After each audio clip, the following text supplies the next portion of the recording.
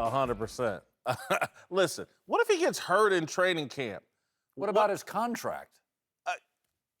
He's got the leverage now. He's the 25th highest paid receiver in the league, and he's probably the best or the second best receiver in the league. He had 136 receptions. Look, if he falls apart, the Steelers would have no problem cutting. So you're for when you have leverage, always use it? Not always, but in this instance, in football, where they cut you and cut bait and eliminate you and you don't have guaranteed contracts and you're playing a sport as violent and as desperate and as injury-riddled as this, look, a cheap shot took him out of the playoffs last year.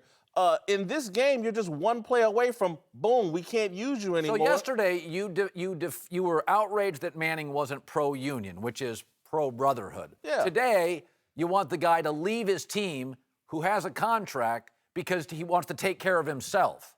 Because he has to take care of himself in this instance. Peyton Manning's at the end of his career. It's over. If he takes a little ding on his image, so what? No one really cares. So if he no leaves, one cares if Antonio leaves, the Steelers are in disarray. No, they're not, because eventually they're going to have to bend over and give the guy the money. They're paying him $6-7 million a year, and he's the best receiver in the league, and he's like the 25th highest paid receiver in the league.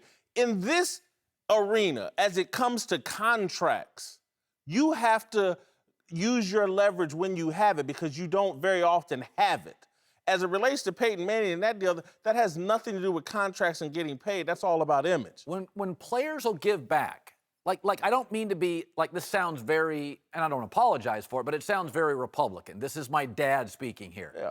So the business takes the risk.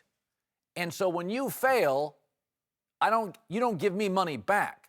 All these players that overachieve on their contract, that's super. Your contract will be up soon enough, and then you can get overpaid. But why in the world, if I'm an owner or a GM, am I going to renegotiate deals? Because half the guys on the contracts are underachieving. Antonio's overachieving. That's the balance of the league.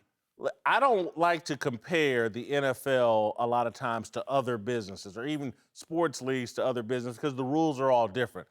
And as it relates to the NFL, it's very, very different, because injuries are so prevalent and the contracts aren't guaranteed that it's irresponsible. I don't think it's appropriate to compare it to other businesses and how people should operate.